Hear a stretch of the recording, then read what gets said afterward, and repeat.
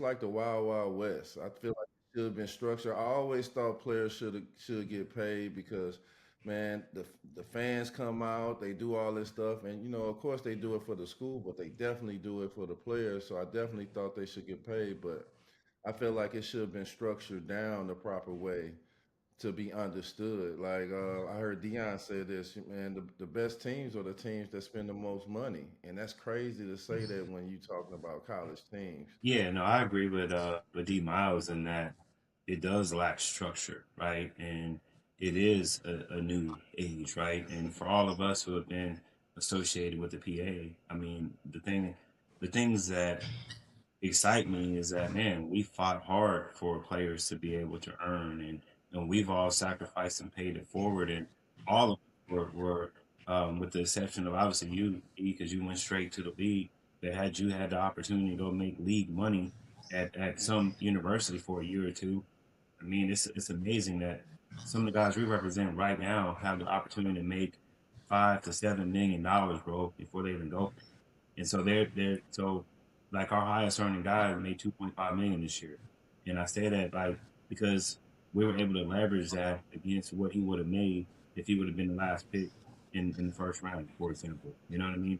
And it's like looking at some of these guys, man, it's like it exposes more than the lack of structure, it exposes the lack of coaching and the lack of development. You know, one coach can literally lose his whole team in 1 year. And for us, man, we know there's players, coaches, and certain things. I've had guys that just don't know. I see a lot of people just don't know how to evaluate and develop talent. Like just because you pay somebody, you have a high payroll. It's now it's like free agency for college. Yeah, it doesn't mean, but I'm saying like I look at a lot of these guys that are playing for these high level programs, and many of them are being told they can't shoot mid range shots. And they got to shoot threes or layups, and I'm how is that even possible if y'all have been blown out by 20, 30 points because you're out here trying to have guys shoot only threes and layups? And it's like the Dwight Howard and guys that we played with, it's almost like they can't even appreciate a guy like that anymore. But to your point, Yeah. though, okay, like you gotta think about. We talked about Deion Sanders. Deion was one of the coldest players ever. We already know that. But even with the NIL, it's like, man, he still couldn't get over the hump. You still need talent, right? Having Shador, having Hunt, the young fella, you know what I'm saying, wide receiver. It's like now when you look at the lack of, you just said there's no, like we had our Phil Jackson. We talked about the Jerry Stones, the Clips, whoever. And all them guys came in with bravado and came in with just man systems, and they knew how to really coach top players as well. I look at these guys in college; they can't even handle guys that are making the money. You know what I'm saying? The guys are getting paid, and they still aren't able to be a leader of men. And that's what that I see this also lacking. You know, you look at the fact that this, as I said, it's free agency. A lot of these guys don't even know how to value how to pay a guy. So they overpay guys. Nobody talks about guys when they get in the portal, the ones that don't make it out. You know, because you get in the portal, some of these guys are transfer, and the guy gonna make 500,000, and then the very next year he's now making 50,000 because he didn't get to play and it didn't work out. You know, But y'all said in the beginning. No, go ahead. No, I was just saying. D. Miles said in the beginning about this. Everything y'all saying is just that structure jacked up. You know what I'm saying? It's screwed up because there's some benefits. Yeah, it's some benefits in the NIL. I mean, like my son's a freshman in college, and he got a decent little NIL. I don't have to worry about sending him money. That's straight. You know what I'm saying? But being able to I don't agree with like if you play professional hoop, dog, you shouldn't be going back to college. Like, man, go overseas or go do something like that because again, or add more years for a freshman. You know what I'm saying? Like it's only 4 years now. My son is a freshman in college and you don't sign a pro, that's taking this whole year away unless you're going to redshirt them. So I just think like the structure, like you guys are talking about, is just so jacked up. I think parents should be paid. I think, if you are going to go sign a big NIL deal, it should be structured like an NBA contract. Like it's a 1-2 year deal. Like not just coming in where coaches got to, for their sake, have to rebuild a team every daggone year because it's hard for them too.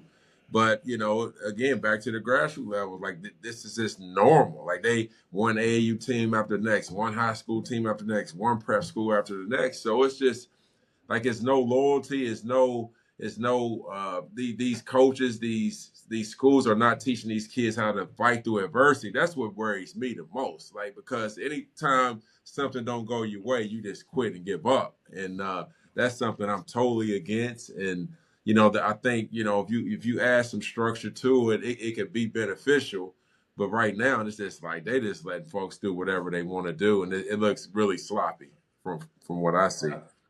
I want to I want to say like that's one of my biggest things too is like, man, when stuff don't go your way, you can just up and leave or you can just up and do that. And in life, that kind of cripple you when stuff don't go your way. Because in life, everything ain't gonna go your way. Sometimes you got to work hard to get that position that you get.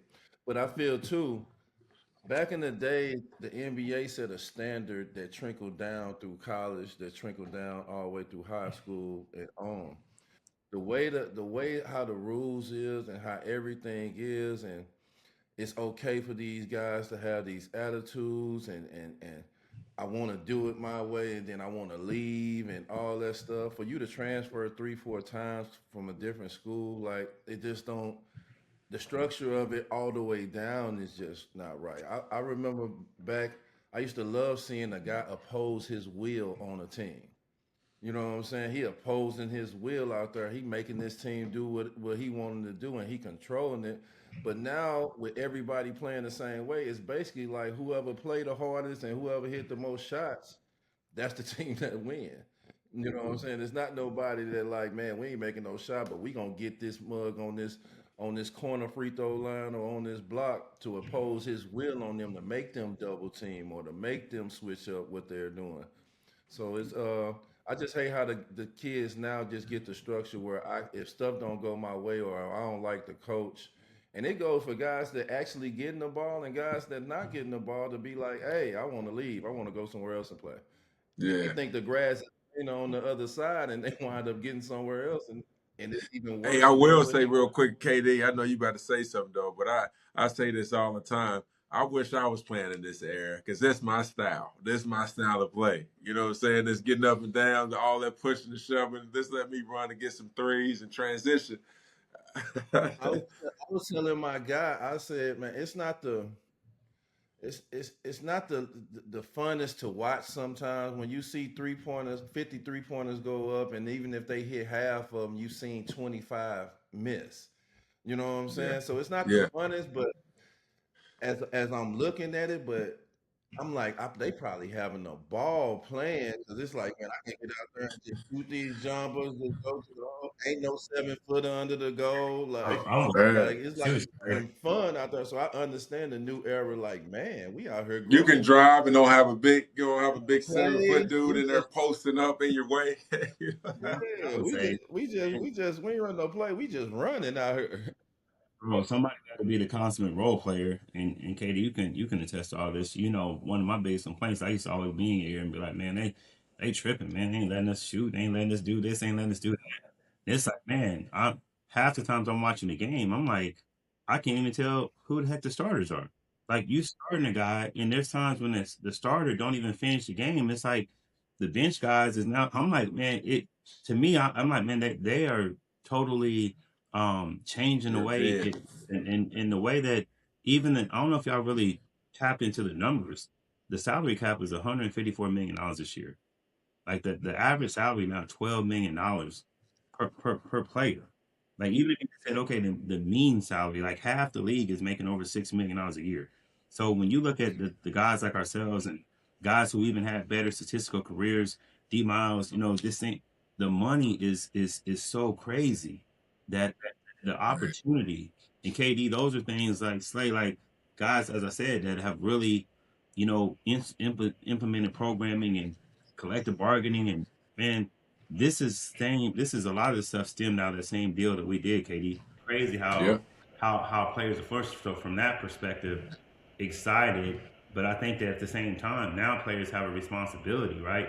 To be able to now go out here and continue to cultivate and love the game. But when you get paid so much, One of the things I used to respect so much about Kevin Garnett, KG, when I played with him, he was coming. He was on the cusp, just like you, D. Miles.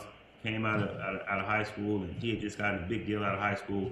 And I remember when I got there my rookie year, he had just signed a big $100 million deal. But I remember him saying, when I get done with this deal, I want people to say I was underpaid. Just to even have that mentality out the gate is like shows you the level of competing will he had versus some of these other guys that get paid. And now it's almost like you can't find those guys anymore. You can't find them at the gym anymore. You can't see them leaving the game better than what they found it.